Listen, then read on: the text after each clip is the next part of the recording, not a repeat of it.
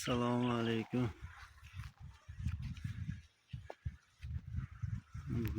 Qo'y boqish kunimizdan boshlandi.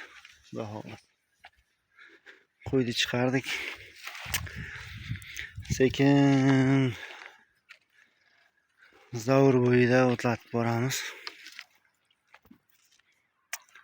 Sekin ketaveradi. Bu yog'ini kuzataverasizlar.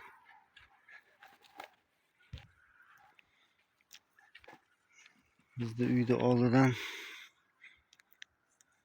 mana 50 metr bu yoqqa ketdi. Bitta bir 150 metrdan keyin ko'prik bor. Ko'prikdan sekin o'tkazamiz. Bu yoq o'zimizni dala. Mana qo'ylarni ham ko'prikdan o'tkazdik. Endi bu yog'i dala. Bepoyon dala.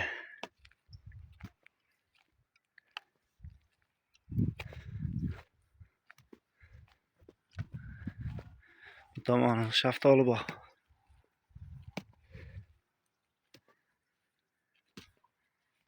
Endi sal bir o'ti bor, tikoni bor joyga olib boraylik. Tikon edida endi qishda bu.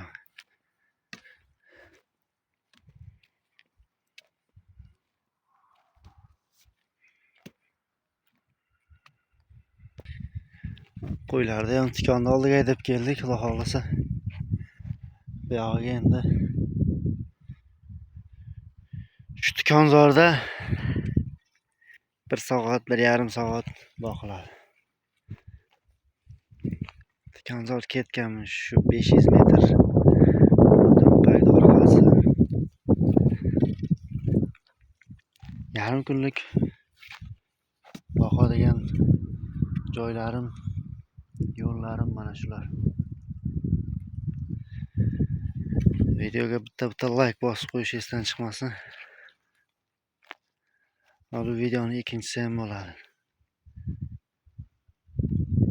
Videoni kutib qolganlar bitta plus bosib qo'yamiz, kommentariyaga like'larni ham bosib qo'yaylik.